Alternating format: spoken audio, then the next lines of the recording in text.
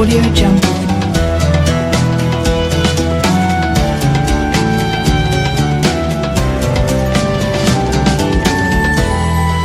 Audio Jungle.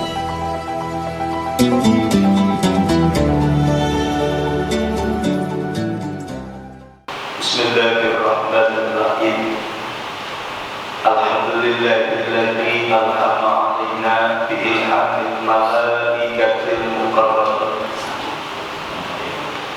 wa akramana bi karamatil awliya'i wash-shalihin wa afhamana bi ulumil ulama'il 'amilin wa adkhalana fi zumratis sabiqin. Wassalatu wassalamu ala asyrafil anbiya'i wal mursalin sayyidina wa maulana Muhammadin wa ala alihi wa sahbihi ajma'in, amma ba'du. Qalu subhanaka la ilma lana illa ma 'allamtana innaka antal alimul hakim. Allahumma arinal haqqa haqqan warzuqna ittiba'ah wa arinal batila batilan warzuqna ijtinabah. Wa qul ja'al haqqu wa zahaqal batil innal batila kana zahuqa. Faqala musannifu hadzal kitab rahimahullah wa nafa'ana bihi wa bi 'ulumihi fid dharain amin. Wa bihi qala Rasulullah sallallahu alaihi wasallam, idza anfaqatil mar'atu min baiti zawjiha ghayra mufsidatin kana laha ajruha bima anfaqat wa li zawjiha ajruhu bima kasabat wa lil khazini mislu dzalik la yanqusu ba'duhum min ajri ba'din syai'an. Rawahu Syekhani an Aisyah radhiyallahu anha.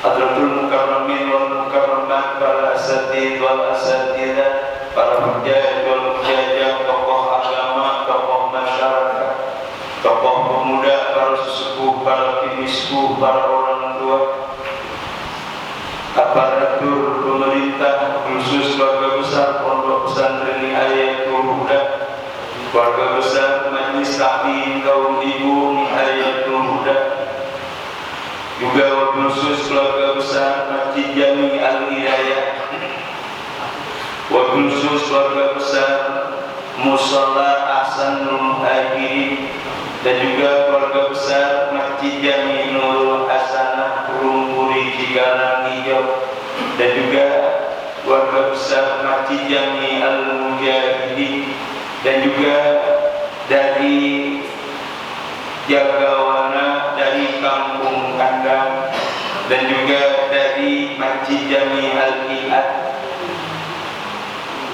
juga segenap jamaah Majelis Taklim Syukur dan Bahagia, bapak-bapak dan ibu-ibu, hadirin hadirat sekalian, segenap jamaah Majelis Taklim Syukur dan Bahagia yang dimuliakan oleh Allah Subhanahu wa Ta'ala. Pertama-tama mari kita panjatkan puji dan syukur kehadirat Allah Subhanahu wa Ta'ala yang atas segala limpahan nikmat dan karunia-Nya, alhamdulillah, pada hari ini kita masih diberikan kesempatan oleh Allah untuk memulai dan mempersiapkan aktivitas dan rutinitas kita hari ini.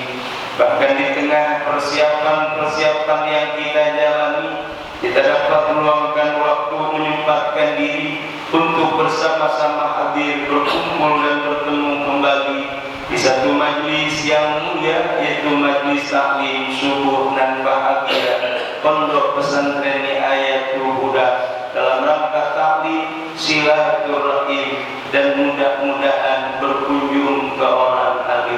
Dengan taklim kita memperoleh ilmu yang bermanfaat, dan dengan silaturahim kita meraih umur panjang, rezeki gampang, dan berkunjung ke orang alim. Mudah-mudahan mempunyai pahala seperti kita berziarah ke makam Rasulullah sallallahu alaihi wasallam. Shalawat dan salam semoga terlimpah curahkan kepada junjungan kita Nabi besar Muhammad sallallahu alaihi wasallam bersama para keluarganya dan para sahabatnya dan juga para pengikutnya hingga yaumil qiyamah. Para bapak dan para ibu hadirin hadirat segenap jamaah Majelis Taklim Syukur dan Bahagia Pondok Pesantren Ayatul Huda yang dimuliakan oleh Allah Subhanahu wa taala. Marilah kita lanjutkan kajian kita wabihi, dan dengannya qala berkata oleh musannif, qala Rasulullah, telah bersabda oleh Rasulullah sallallahu alaihi wasallam, idza anfaqatil mar'atu, apabila memberi nafkah oleh seorang istri, min baiti zawjiha, dari rumah suaminya, ghairu mufsidatin, yang tidak rusak atau tidak menyalahi aturan, karena maka ada laak bagi istrinya ajruha, oleh pahalanya infak atau sedekah, bima anfaqat, dengan sesuatu perkara yang menafkahkan oleh istrinya, wali zawjiha, dan bagi suami dari istrinya ajruhu, bermula pahalanya, bima, dengan sesuatu perkara kasabah, yang telah berusaha oleh suaminya, walil khazini, dan bagi orang yang menjaga rumahnya, mislu dzalika, itu seperti pahala yang diperolehnya, la yang kusu, tidaklah mengurangi, ba'duhum, oleh sebagian di antara mereka, min ajri ba'din, dari pahala sebagian yang lainnya, syai'an, akan sesuatu pun perkara. Rawahu Syaikhani, telah meriwayatkan akan hadis oleh Imam Bukhari dan Imam Muslim, an Aisyah, menerima dari Sayyidah Aisyah radhiyallahu anha. Hadirin hadirat, para bapak dan para ibu segenap jamaah Majelis Taklim Syukur dan Bahagia Pondok Pesantren Ayatul Huda, inilah kajian kita hari ini, kelanjutan dari kajian yang lalu, di mana Rasulullah sallallahu alaihi wasallam lewat sabdanya mengingatkan kita, apabila kau mengimami oleh salah seorang di antara kamu, maka hendaknya ringankanlah bacaannya. Tuh, mau ini malam ditanya lagi, makanya jadi bahas ada kemarin. Karena di dalamnya ada orang yang anak-anak atau anak-anak kecil, bahkan orang yang sudah tua, bahkan orang yang lemah, orang yang sakit, dan orang yang punya kebutuhan. Tapi ingat, kalau sholat sendirian silahkan diperpanjang. Inilah yang kadang-kadang sholat sendirian mah lebih gesit, lebih cepat. Kenapa?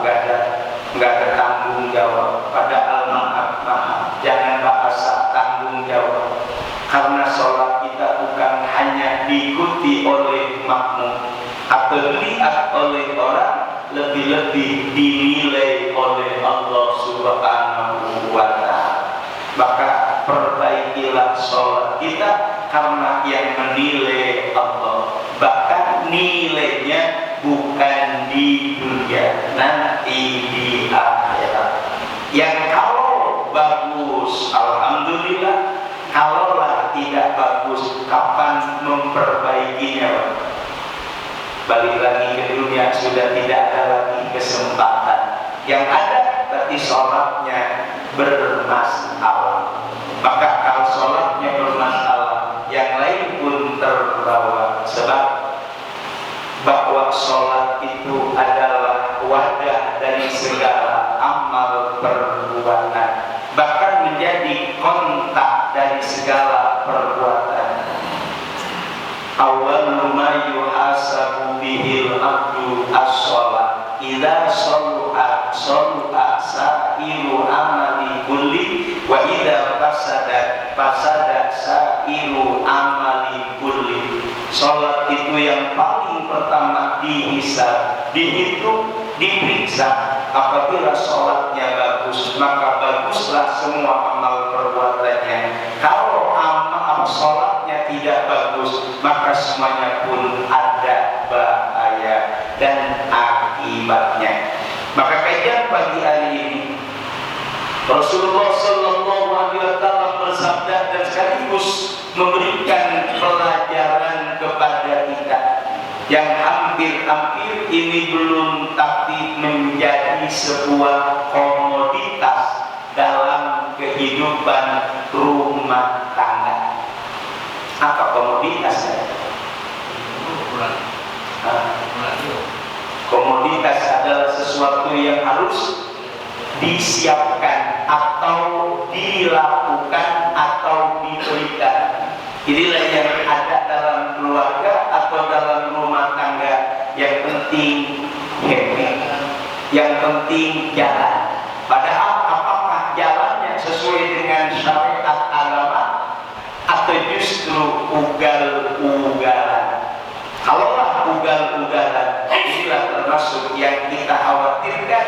Jangankan untuk selamat di akhirat, di dunia pun belum dikatakan selamat. Oleh karena itu, di dalam kitab-kitab pernikahan, misal uqudul ijen, kian peraturan-peraturan rumah tangga yang harus diperhatikan agar kiranya semuanya menjadi kebaikan.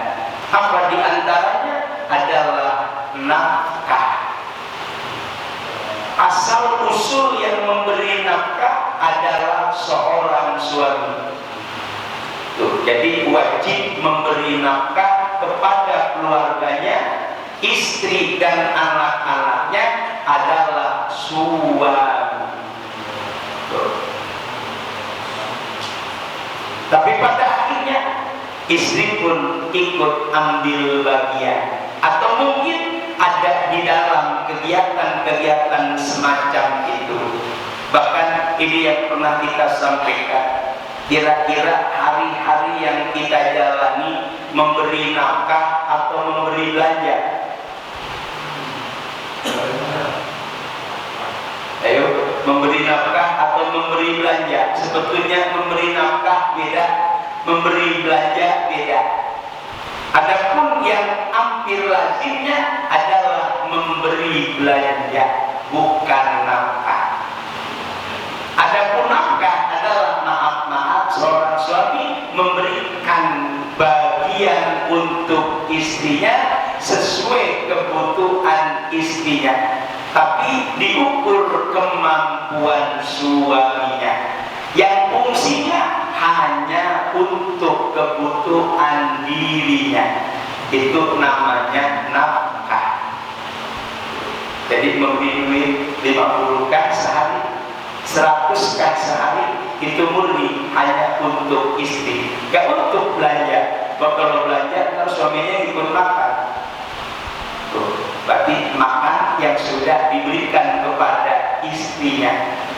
Ini yang kalau secara hukum minta izin aja sama istrinya, bu izin saya ikut makan. Bab tadi udah diserahkan untuk istri. Yang harusnya mutlak itu mau beli apa terserah. Cuma karena udah bahasanya bahasa umum, memberi uang belanja, berarti nafkahnya belum. Masih ada kewajiban kira-kira?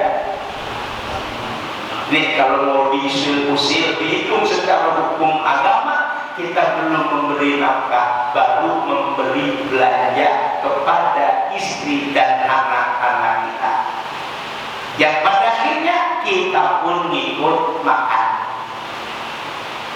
Coba kalau ini mau boleh orang belanja, boleh, cuma belum memberi nafkah. Kalau istrinya nuntut, berarti kita pun harus memberikannya. Tapi kalau istrinya ridho, insya Allah surga bagi istrinya. Jadi istrinya dah ridho, inilah kehidupan bersama yang penting ada dalam kebaikan. Memberi makan atau memberi belanja, itulah kehidupan dalam rumah tangga. Jadi andai kata udah dipatok sesuai dengan penghasilan, sesuai dengan kesepakatan, sesuai dengan kemampuan.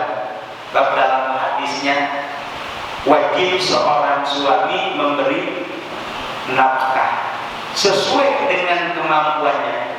Kalau suaminya makan, istrinya dikasih makan.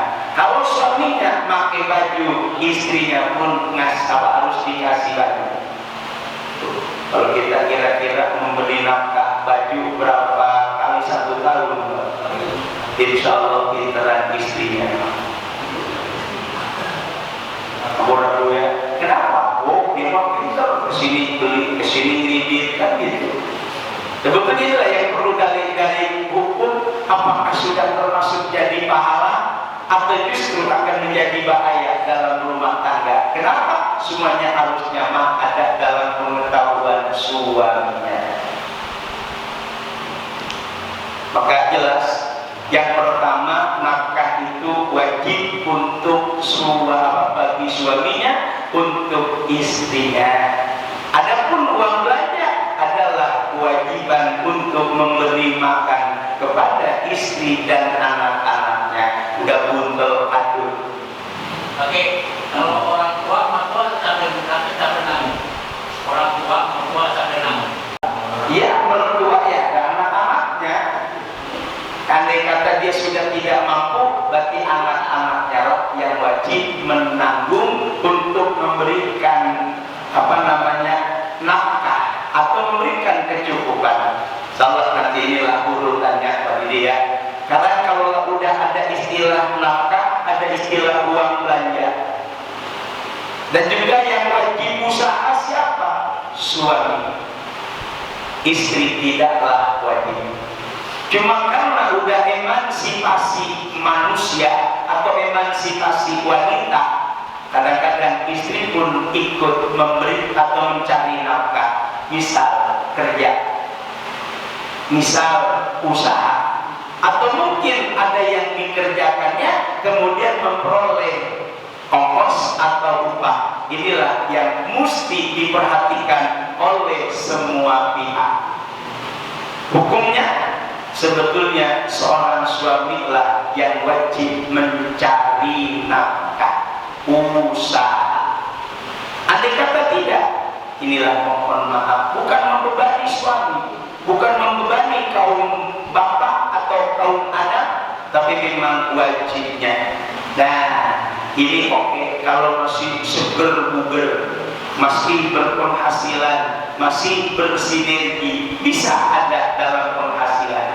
Kalau sudah tua, kalau sudah terhalang, inilah yang harus disepakati bersama. Merujuk kepada firman Allah Subhanahu wa Ta'ala, ada istilah mawaddatan warahmatan.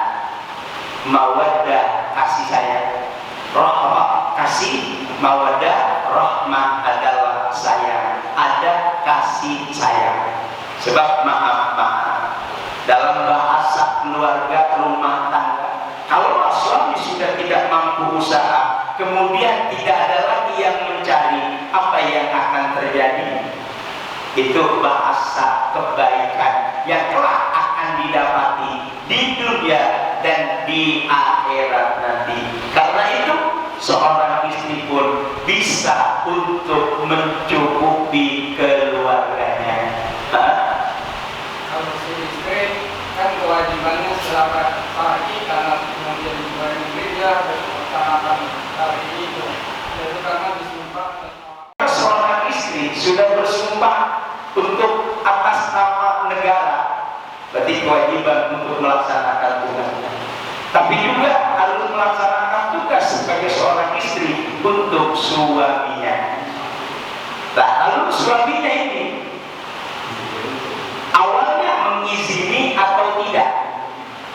Tuh, kalau mengizini, otomatis kalau ada kekurangan dalam kewajiban untuk suaminya harus ridho. Kalau tidak, berarti tetap istri punya dosa. Inilah dalam hukum agama. Tadi kan sebagai tugas jabatan atau tuntutan jabatan. Tuh. Karena begini kayak kadang-kadang yang tadi kan dikatakan bahwa suami wajib melaksanakan Nafkah.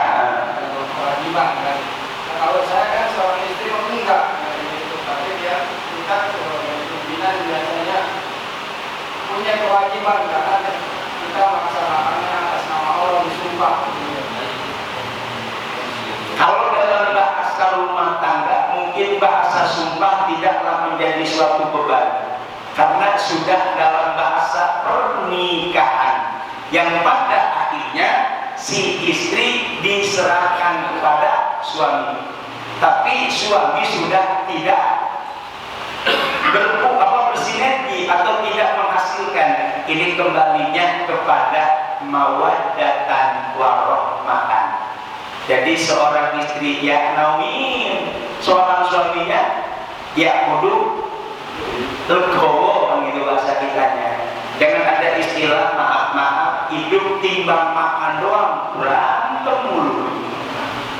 Umpama nih suami sudah nggak bersinergi karena usia udah tua, nggak ada penghasilan, sementara yang mencari adalah istri.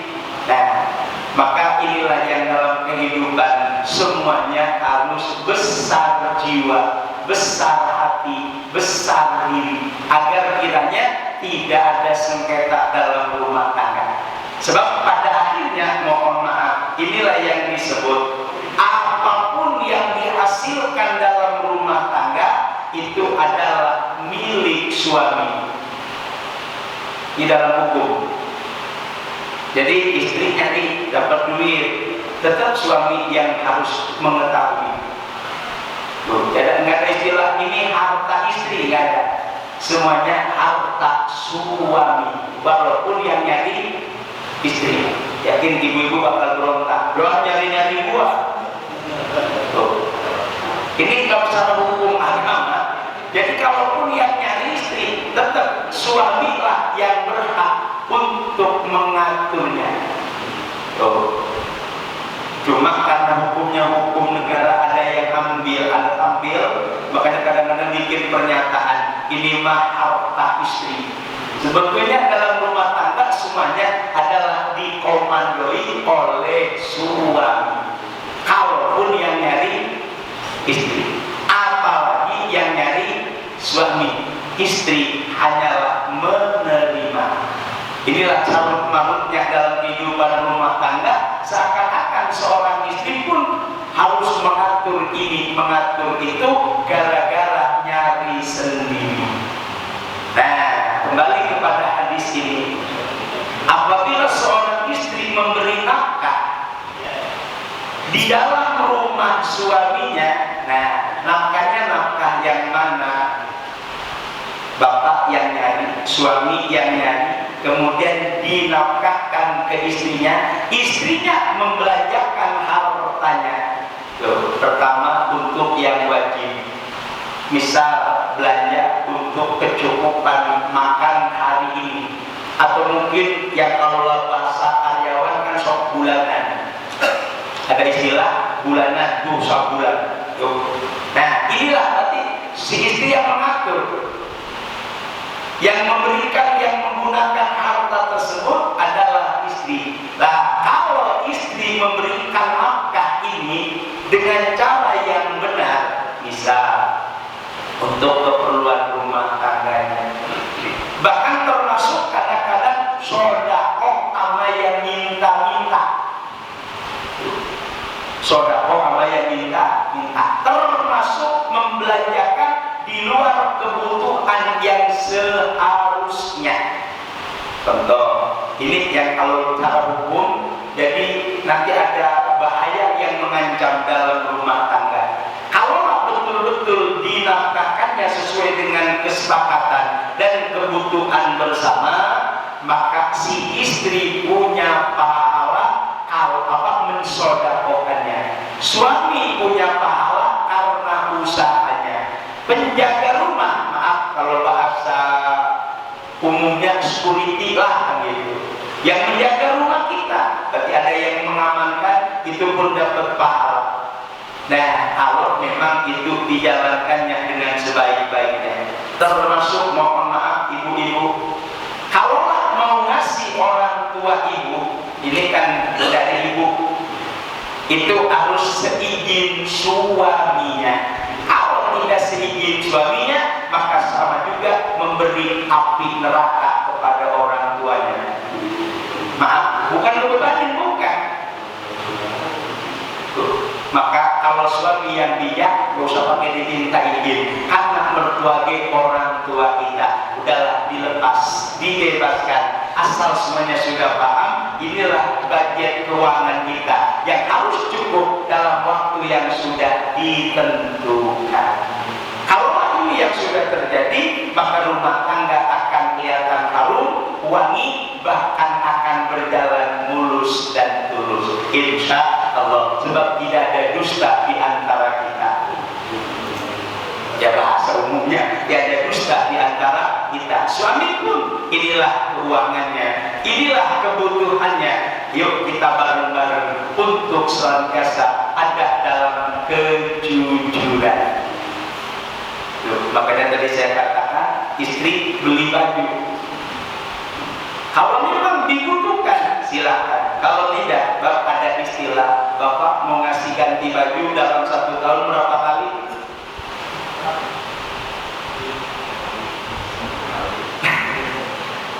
Bagusnya 2 kali, Lebaran sama Maulidan lah. Itu umum atau paling bagusnya Pak, dalam 1 tahun sekali. Atau nggak ganti-ganti, umum. Kan gitu. Ini dalam kebaikan rumah tangga. Ya makanya Masya Allah, dari sini aja maaf apa? Kira-kira surga apa neraka? Belum lagi sholat, belum lagi tanggung jawab ilmu. Semuanya adalah rumah tangga yang berfungsi untuk memutar-mutar segala perjalanan yang harus ditempuh. Makanya maaf, seorang suami jadi orang yang paling hebat. Pertama, ilmunya. Jangan sampai ada istilah laki-laki masa bodoh. Sebab dalam Al-Qur'annya, ar-rijalu qawwamuna 'alan nisa. Seorang laki-laki adalah pemimpin bagi istrinya. Oleh karena itu, kalau tidak memimpin, inilah kelak ila usidal amru ila ghairi ahlihi fantadiris sa'ah. Andai kata urusan pemimpin yang diberikan bukan pada haknya atau pada kebenarannya, bisa rumah tangga dipimpin oleh istri, insya Allah tunggu tanggal kesusahannya atau kerusakannya. Oh, kadang-kadang suami yang nggak mau ngatur, bininya yang ngatur, yang nggak apa-apa, asal semuanya tahu. Jangan tahu. Ini dalam rumah tangga, mohon maaf, kayaknya sulit. Ya makanya tadi fungsi pertama yang memberikan dan yang usaha mencari nafkah adalah suami. Diberikan kepada istri, istrilah yang akan membelanjakannya sesuai dengan kebaikan agama, kebaikan rumah tangga, kebaikan keluarga. Inilah yang kelak akan menjadi kebaikan bersama. Kalau tidak, inilah yang akibatnya semuanya bermasalah. Makanya yakin ini semuanya agak sedikit rumit Pak. Kalau begini susah amat rumah tangga. Sebetulnya enggak. Yang jelas kalau memang ini untuk ini semuanya rapi, akan menjadi sebuah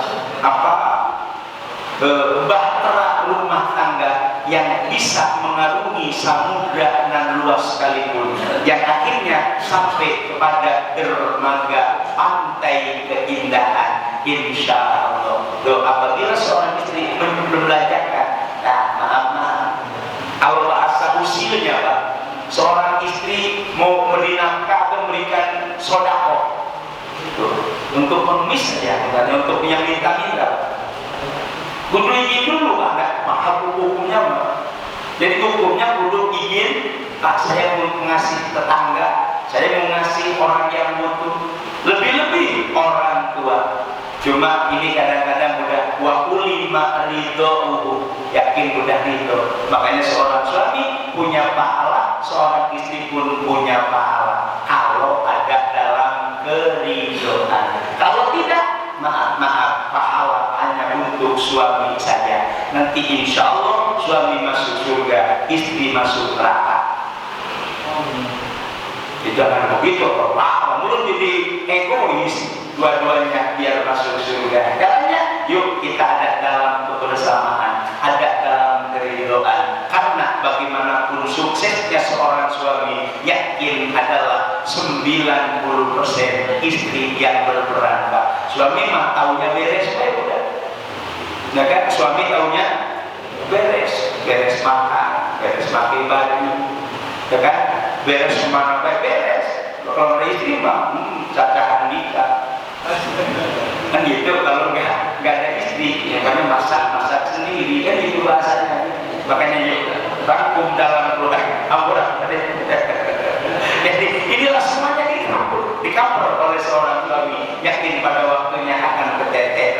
Tapi yang jelas inilah kebersamaan dalam rumah tangga, jasmani dan rohani kita. Allah mudahkan segala urusan kita. Allah berikan rezeki yang banyak, halal lagi berkah untuk ibadah kepada Allah Subhanahu wa taala. Audio Jungle.